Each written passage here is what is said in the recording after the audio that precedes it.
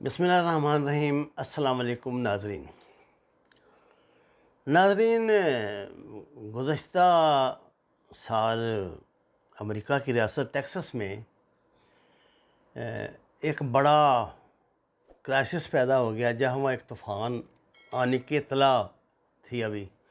चूँकि ये ह्यूस्टन के लोग इस तरह के तूफ़ानों का सामना अक्सर करते रहे हैं जो बहुत ही ख़तरनाक होते हैं, 3-4 दिन रहते हैं जारी। इसमें अंधेरी और सैलाब, घरों में पानी घुस आता है और बड़ी तबाही आती है, जानवर घरों में घुस आते हैं, यानी आबी जानवर तबाह हुए, क्रोकोडाइल जो है उनके बाथरूम में घुस आते हैं और बड़ा होता है हंगामा। लोग घरों को बंद करके ना इस तूफ़ान की आमद से पहले ही भागते हैं अब महफूज इलाकों की तरफ और स्टोरों पे लूट मच जाती है। यानी आप अंदाज़ा करें, अमेरिका जैसे स्टोर जो हैं वहाँ पे दूध भी नहीं मिलता बच्चों के लिए। लोग बे अपनी गाड़ियाँ भर लेते हैं चीज़ें ख़रीद ख़रीद के। ये एक पैनिक की कैफ़ियत है जिसको ये पैनिक बाइंग जो है ना, ये दुनिया का बड़ा एक किस्म का मकबूल ट्रेंड बन गया है।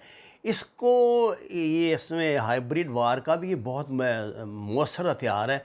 लोगों में ये तासुर पैदा करके फ़लाँ चीज़ की कमी वाक़या हो रही है और लूट मार मचवा देते हैं। जैसे अब ये चीनी का फ़र्ज़ या क्राइसिस है, इसकी तो और बहुत सी वजूहत होंगी, लेकिन आप यकीन कीजिए पैनिक बाइंग भी इसकी बड़ी वजह वजह है।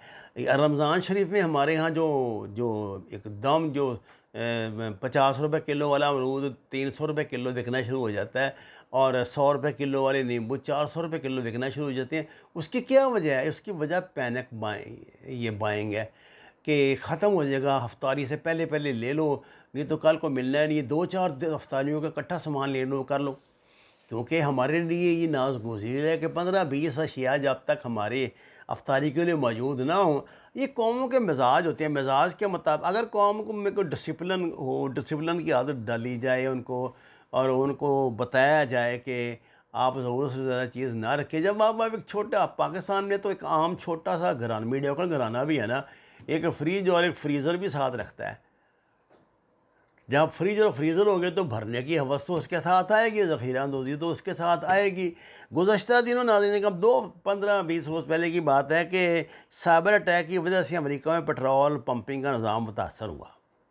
अमेरिका जैसे मतलब डेवलप मुल्क में जहाँ लोगों को बड़े महज़ब लोग रहते हैं हमारे ख़्याल में, जबकि ऐसी बात कतई नहीं है।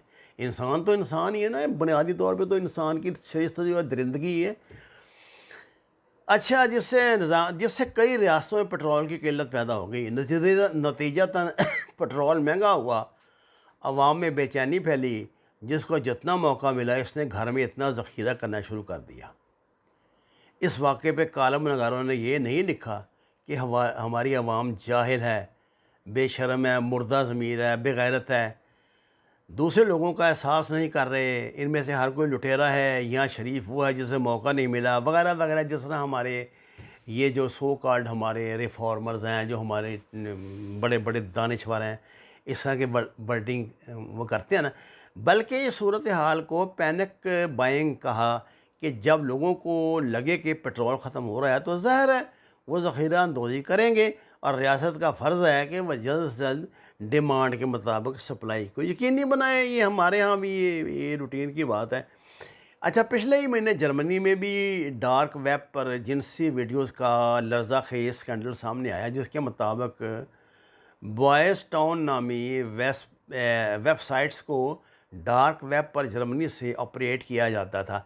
गिरफ्तारियाँ हुई, अखबारात में रिपोर्टें छपी, लेकिन ये नहीं लिखा कि हमारी कौम जिनसी दरिंदगी में मुबतला है, ये कैसे बेगैरत हैं कि बच्चों को नहीं बख्शते। हम मिन हैसल कौम ज़लील और बेगैरत हैं, हर तरह की आज़ादी है, फिर भी इन भूखे भेड़ियों की हवस नहीं भरती, इस कौम का डीएनए ही गंदा है, वगैरह वगैरह। कल परसों की खबर है कि हांगकांग में कई मिलियन कोरोना वैक्सीन के एक्सपायर होने का खदशा पैदा हो गया है, क्योंकि लोग लगवा ही नहीं रहे और 2 से 3 महीने में वैक्सीन एक्सपायर हो जाएगी। कालम निगार हुकूमत पर जोर दे रहे हैं कि अवाम में अवेयरनेस फैलाए। ये नहीं कह रहे कि अवाम जाहिल है, अजीब नीच कौम है, कोरोना का इलाज तो है, जालत का इलाज वगैरह कैसे करें, वगैरह वगैरह। ज़हनी शिकस्तगी और फ़िक्री पसमानदगी का लेवल जो हमें पाकिस्तानी जो सो कॉल्ड कालम नगार और ये जो मामे बने हुए हैं जिन्होंने दानिश को अपने बाप की जगीर बनाया हुआ है कि उनके अलावा अल्लाह ने ना किसी को बसारत दी है, ना बसीरत दी है, ना किसी को ये ज़र्फ़ दिया है कि वो इंसानों की तरह सोच सके। और फेसबुक पर एक्टिव आवाम के एक बड़े तबके में मतलब ये कुछ नज़र आता है तो बड़ा दुख होता है। आवाम को गालियाँ दो, अपने वजूद से नफ़रत करो, अपने लोगों से घिन आए। अज़राए तफन्नन किसी ने शेयर किया कि हसन निसार हस्ब आदत किसी महफ़िल में लोगों को बता रहे थे कि ये हजूम कितना घटिया है। किसी तालिब इल्म ने कहा कि सर अगर इतना ही बुरा है तो आप मगरिब में क्यों नहीं चले जाते जिसके दिन रात आप ज़मीन आसमान के कलाबे में लाते हैं जिसकी तारीफ़ में। हसन निसार के जवाब देने से पहले किसी ज़ालिम ने फ़िक्रा चुस्त किया कि वहाँ अपने लोगों को गालियाँ देने के पैसे नहीं मिलते बल्कि जूते पड़ते हैं। नाज़रीन कराम, मैं आपसे अक्सर ये बात कहता हूँ कि किसी कौम को तबाह करने, ये सलाउद्दीन अय्यूबी की भी शायद वर्डिंग है, उन्होंने कहा था कि किसी कौम को तबाह करना होता तो उसमें उसके फ़ौज के ख़िलाफ़ नफ़रत पैदा कर दो। आप मुझे बताएं, पाकिस्तानी सियासत में हमारी मुरवजा सियासत है, हुक्मरान जो होता है वो हमेशा चोर होता है और जब अपोजिशन हुक्मरान बन जाती है तो फिर वो सीटें बदल लेते हैं तो फिर वो हमेशा चोर होते हैं, फिर उनके स्कैंडल निकलते हैं, फिर उनकी लूट मार निकलती है, फिर ये होता है, फिर वो होता है। लेकिन आपने कभी ये बात भी सुनी थी कि पाकिस्तान में किसी बंदे ने किसी फ़ौजी को, किसी उसको सोल्जर को, किसी अफसर को, किसी जवान को कभी गाली दी हो? हमने तो ये अब मंज़र देखे हैं कि ये जो ये पेटीएम वाला, ये दावड़ मोहसन दावड़ वगैरह जो ये हैं सुर्खे, ये तो फ़ौजियों को इश्तियाल दिलाते हैं, बाकायदा गाली गलौज करते हैं उनके साथ। और मुस्लिम लीग ने के ये पटवारी लीग के गुंडों ने एक बाकायदा अपनी एक टीम तैयार की हुई है जिसका सिर्फ काम ही यही है कि जहाँ को फ़ौजी नज़र आए, कोई रफड़ पड़ा हो, कोई फ़ौजी ड्यूटी पे खड़ा हो, उसको गाली गलौज करो, जाके उसकी गैरत पे हमले करो कि मजबूर हो के वो गोली चलाए और हमारे लिए जो है वो फ़ज़ा साजगार हो।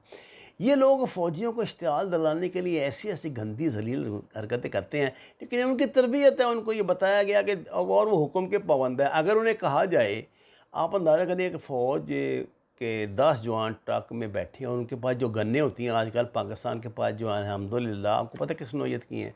अगर 2 लाख लोगों का भी मजमा हो जो क़यामत तक नहीं ये इकट्ठा कर सकते, तो उनके लिए क्या है, आधे घंटे में मार देंगे सबको। लेकिन आपने देखा कि उनको ये गालियाँ देते हैं, वो खामोश रहते हैं। ये क्या बात है? ये तरबियत है। इस तरबियत की ज़रूरत हमें है, हमारे दानिशवरों को है, हमारे कालम निगारों को है। जब सियासत हो रही है, एक सियासी पार्टी का जलसा हो रहा है, बात करते करते मरियम नवाज़ अचानक जनरल बाजवा को गाली गलौज शुरू कर दी। गाली गलौज में इनके जो भी महज़ूर ज़ुबान में गाली हो सकती है। जनरल फैज़ चिश्ती और उनके छोरे नामदार हैं, वो तो मेरा ख़्याल उनकी तो ज़बान, वो तो अपने आप को शायद किंग समझते हैं इस मुल्क का। उनके दिमाग में पता नहीं क्या खन्नास समाया है। मेरा ख्याल वो तो कुछ ज़्यादा ही भुखे जट नूं कटोरा मिलिया ते पानी पी पी आफरिया। उनका कुछ बहुत ही ज़्यादा ही दिमाग ख़राब हुआ हुआ है। वो तो और ये जो ज़बान इस्तेमाल करता है ये बिलावल ज़रदारी, ये क्या इनकी सियासी तरबियत है?